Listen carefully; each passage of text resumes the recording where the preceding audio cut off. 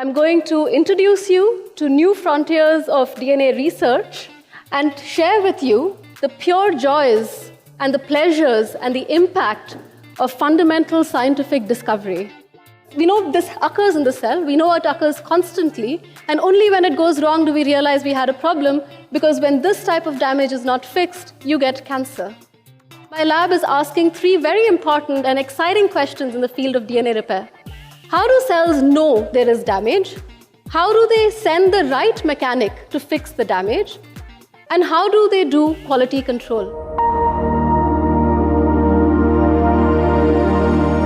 In the next few minutes, I'm going to transport you from the macroscopic world you see around you to the microscopic world inside all of us, inside all of life. I'm going to introduce you to new frontiers of DNA research and share with you the pure joys and the pleasures and the impact of fundamental scientific discovery. I call this the pleasure of finding things out. DNA is the fundamental unit of life. Since its discovery and understanding of its structure, humans have found ways to manipulate it, to understand the ways in which it is inherited, and to use it for our own advantage. For example, the biotech industry is estimated to hit beyond $700 billion by 2025.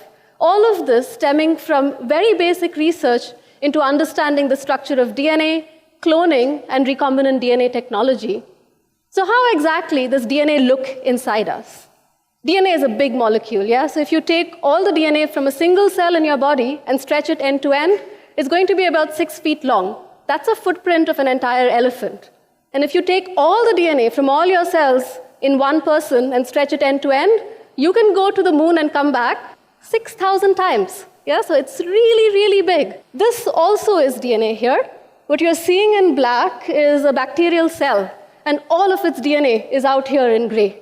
Now, this DNA is compacted nearly 1,000-fold to fit inside this tiny cell, and in this confined volume, it gives the cell life.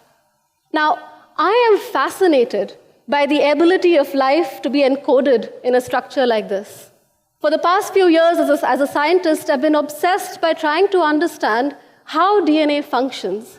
How does DNA encode life in it and genetically propagate it through generations and lifetimes in such a confined volume? Now, when I started my journey, I was awestruck by the fact that this very important molecule is actually highly unstable. DNA is under the constant threat of damage from within the cell, but also from the environment it is in. Estimates suggest that a single cell in a single human body can undergo between 10,000 to 70,000 lesions per day. In fact, your DNA must be getting damaged at this very moment, and we have no idea that our cells are undergoing this onslaught and dealing with it with precision and fidelity. My lab tries to understand this process. We are motivated to understand how cells fix damage. Who are the mechanics of DNA damage repair? How do they sense and find damage, and how do they fix them accurately? And remember, there's nobody telling these mechanics how and where to go. This is a purely physical and chemical process. So how do we do it?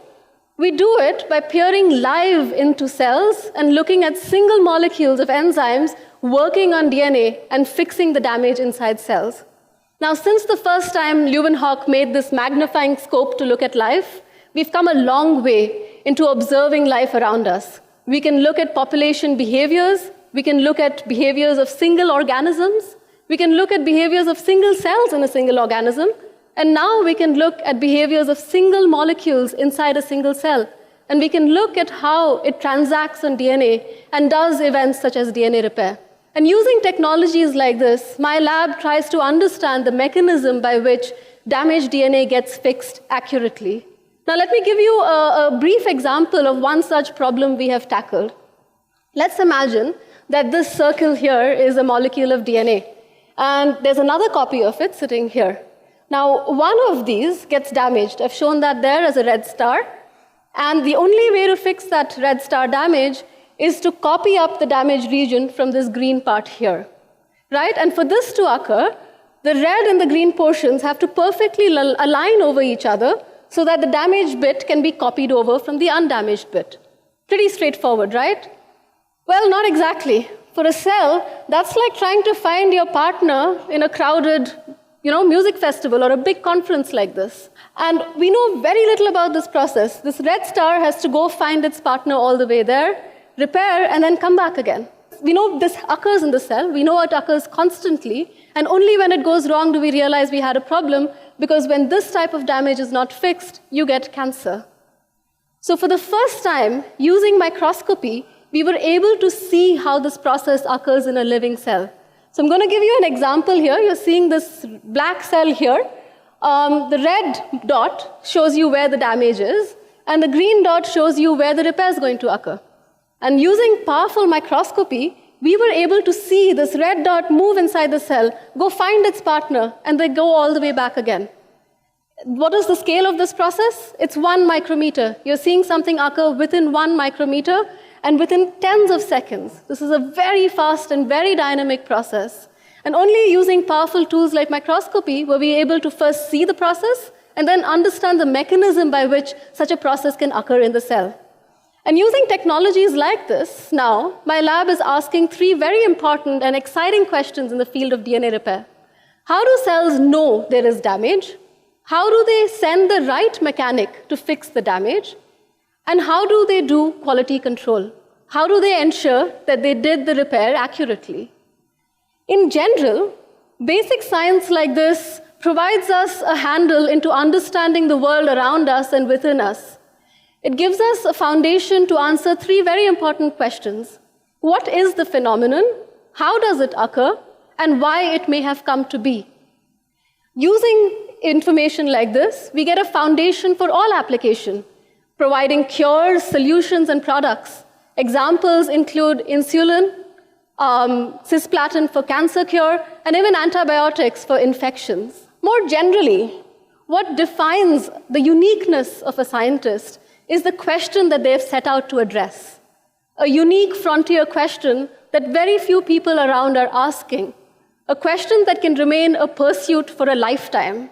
For me, the pleasure of finding things out, of discovery, and of training other individuals to have scientific thought and ethic is priceless.